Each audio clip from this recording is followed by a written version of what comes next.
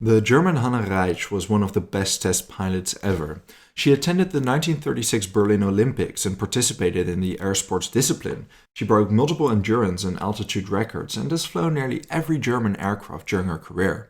She flew bombers, fighters, and even the Messerschmitt Ma-163 Comet rocket plane. She was one of the first test pilots to fly the Fokker Achilles 61, world's first operable helicopter. There was a dark side to Hannah, though. She was a fanatical Nazi, loyal to Hitler, and very involved in Luftwaffe operations. In fact, she stood at the forefront of the notorious German V-1 human glider bomb project. This was a last-ditch attempt by the Germans to turn the tide of the war by utilizing suicide pilots against Allied troops. She survived the war and wrote several books about her life, giving us a very candid look at the life of the woman Hitler referred to as his favorite pilot. Hanna Reitsch was born in March 1912 in Hirschberg, a middle-sized town in then Germany, current-day Poland. Already from early on, she was very interested in aviation, yet after finishing school she began studying medicine at the University of Kiel. During her study, she was allowed to follow an air gliding course in the nearby city of Grunau. Initially, the instructors over there didn't think much of Hanna. They considered her untalented. The fact she was the only woman there didn't really help either.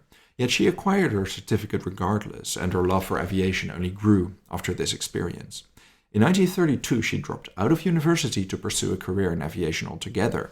In her autobiography, Fliegen, Mein Leben, she remembered that every flying bird and every sailing cloud caused a yearning in her that could not be stilled. After she earned her certificate, she began sport flying and flight instructing nearby Berlin. In 1933, she wasn't just a very adept glider pilot, but her recognition among famous German pilots and international audience grew as well. She even brokered an endurance record, albeit off the record. 1 year later, she left to Latin America to join an expedition that researched air currents and thermal conditions. During this expedition, she was the first woman in the world to earn the Silver Sea badge. Earning the Silver Sea badge shows that a glider pilot had at one point reached an altitude of at least 1,000 meters, flew uninterrupted for at least 5 hours, and has flown cross-country in a straight line for over 50 kilometers. The International Gliding Commission awarded the badge, with the first one awarded just 2 years prior. This really goes to show Hannah was very pioneering for her time. When Hannah returned from this expedition, she received an invite from the German Institute for Gliding Research. As an aviator over there, she broke several distance and altitude records. She became the first woman to cross the Alps in a glider airplane, and she was a prolific air brake tester for gliders. In spring 1937, she performed a demonstration using dive brakes to engineers and developers of several large aircraft factories. Due to her impressive record in the aviation scene, so to say, Luftwaffe Generaloberst Ernst Udet awarded her the honorary title Flugkapitän. She was the first woman ever to receive such a title.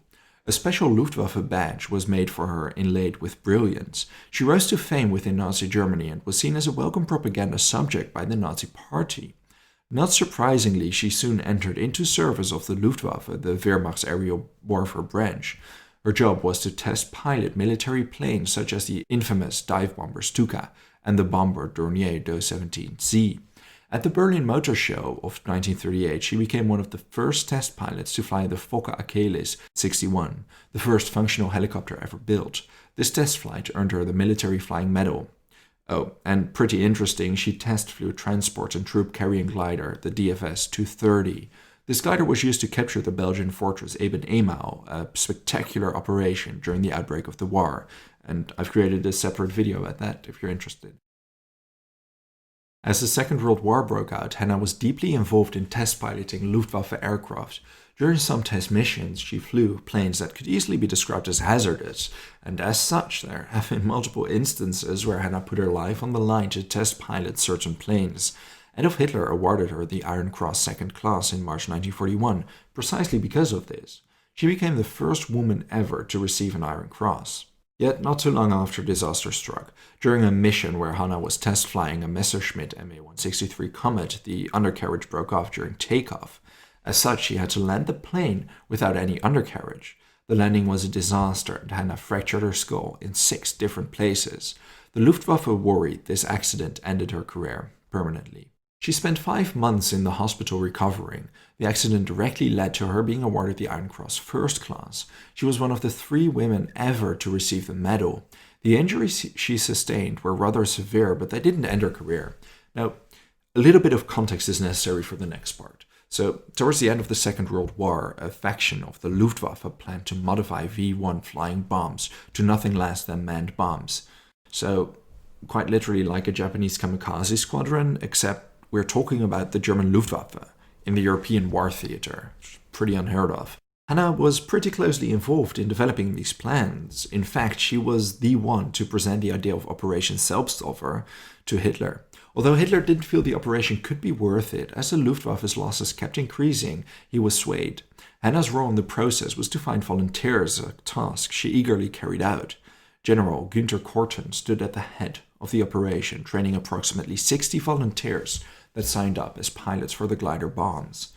Although according to some sources these men were selected for their skill and there were actually hundreds of willing pilots ready to give their lives. Hanna laid the basis for the KG-200 Gruppe 5, also known as the Leonidas Squadron, named after the Spartan king that together with his 300 soldiers fought an overwhelmingly large Persian army at Thermopylae. The volunteers had to sign a declaration stating they were voluntarily signing up as a pilot for human glider bombs. Yet by this point the group wasn't yet sure about using the V-1. Instead of it, the first experimental airplane tested for this mission was the Parasite Messerschmitt Ma-328. Initial testing soon proved that the plane wasn't well suited for precise kamikaze attacks, due to the pulse jet engine rendering it uncontrollable. By April 1944, there still wasn't an aircraft ideal for the mission, until Otto Skorzeny turned up.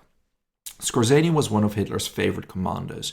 He was responsible for the rescue of Benito Mussolini and many other spectacular secret missions performed during the Second World War. According to Hanna's autobiography, one day in April, Skorzeny called her. He seemed interested in their development of special weapons and informed her the Navy was building a suicide torpedo model as well.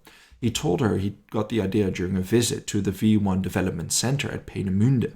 It was possible to fit a pilot in the V-1. Yet, due to logistical and bureaucratic difficulties, Hanna and Skorzeny could build a prototype, but only using the V-1s already built. This limited the freedom to experiment with different designs, but fortunately for them, Skorzeny was well connected. He contacted his old friend Ferdinand Porsche, who had a Volkswagen factory filled with non-modified V-1s at the ready. He allowed Skorzeny to grab a dozen, and as such, the group began experimenting with a manned V-1 glider. During the test runs, several pilots became critically injured due to faulty ejection systems. The entire project actually was nearly abandoned, but Hanna proposed one last test run with her as a test pilot. She flew the V-1 and had relatively good control over the glider. Thanks to her performance, the project continued. In total, 175 Fieseler 103R Reichenbergs, the crude version of the V-1 flying bomb, were built. Yet the human bomb was never used, because due to its development duration, the window of opportunity had been missed, and it wouldn't take too long for Germany to lose the war. The last days of the Second World War were incredibly chaotic. In the West, the Allied powers were rapidly advancing into Germany. And on the Eastern Front, well, the Soviets penetrated deep into Germany as well. The Battle of Berlin was the final stand of most fanatical Nazis. The city was a death trap. Yet, Hanna initially was located in Pomerania, northern Germany, when she received orders to fly Luftwaffe General Robert von Greim into Berlin. Greim also doubled as her lover, and they flew into Berlin, which was an incredibly dangerous mission as the Allies controlled large parts of the sky. In Berlin, Hitler promoted von Greim to the Luftwaffe commander-in-chief, since Hermann Göring had been dismissed for treason by this point. Subsequently, Greim was ordered by Hitler to fly to Austria and arrest Heinrich Himmler, also on the charge of treason. Together with Hanna, the couple flew to Austria, but before any of their plans could be carried out, they were arrested by American troops. As for Greim, he took his own life that same month while imprisoned, but Hanna did survive the war. After the war, Hanna was held as a prisoner of war for 15 months. Intelligence officers extensively interrogated her about her stay in the Führerbunker and the final days of Hitler. The Americans released her in 1946, and she subsequently became a flight instructor. Yet gliding was forbidden in Germany. This was because a lacuna in the Treaty of Versailles after the First World War prohibited aviation within German borders, but, well, they made an exception for air gliding. Preceding the outbreak of the Second World War, Hitler abused this by having military pilots train with air gliders. The Allies weren't going to make this mistake twice, and as such, Hannah couldn't practice air gliding during those initial years. Air gliding was finally legalized again in 1952, and Hannah made use of that to participate in the World Championship in Madrid, where she was the only woman participating. In 1955, she became German champion. She also spent these years writing many books about her life. She received much criticism because of her refusal to condemn the Nazi regime. She assumed Austrian citizenship in 1974 to do away with the accusations of still harboring warm feelings for the Nazis. She ended up passing away in August 1979 at the age of 67 in her residence in Frankfurt am Main. Hannah Reitsch entered history as one of Germany's most famous pilots, yet with a dark side to her character regarding her political convictions. It certainly makes for an interesting story, though. Thank you very much for watching this video. If there's an event or person you'd like to know more about, let me know your thoughts in the comments. I would also really like to thank all my patrons and channel members for their generous support. If you enjoy House of History and want to support my work, consider checking me out on Patreon.